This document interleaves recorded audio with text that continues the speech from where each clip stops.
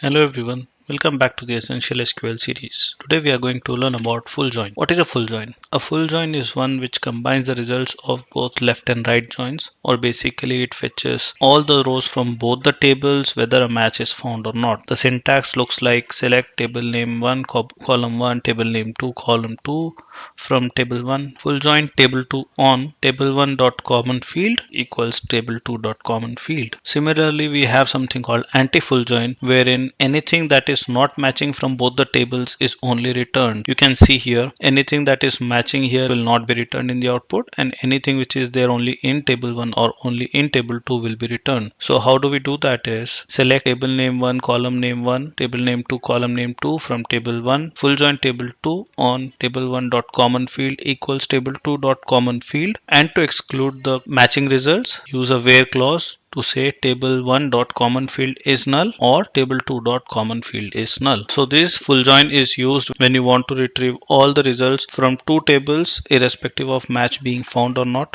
or to find in both the tables what are the values that are not matching at all. In Excel it looks like when you do a VLOOKUP from the first set to the second set, back from second set to the first set, all the data that is matching, that is not matching, if you put them together, that is your full join. And let's say from that if you remove everything that is matching, you will be left with NAs from dataset 1 to dataset 2 matching and dataset 2 to dataset 1 matching NAs. All them when you put together is your anti full join. Now let's take a look at this in practice. Let's say we have employees table, we have invoices table, and I want listing cities from each country for employees and billing invoices where there is any kind of match being found or not using full join. So the output looks like this. If you scroll completely till the bottom, you will see only Edmonton, Canada is the one on the city name which has a match in both the tables. So there are two more cities in employees table have no match in table 2, and there are so many other billing cities in table 2 which are not matching in table 1. But as we can see, all the output is returned. The total number of rows here is 55. Now if we just add a where clause for anti full join to exclude anything that is matching by saying either table 1 dot common field is null or table 2 dot common field is null, the output would look like this. So you can see there is only one row that is less, which was Edmonton in Canada, which was common in both, and here you can see at least one of the fields table output is null. So the full join can be used to get the results which are there in both the tables irrespective of them joining or not. The benefit would be when their field is joining,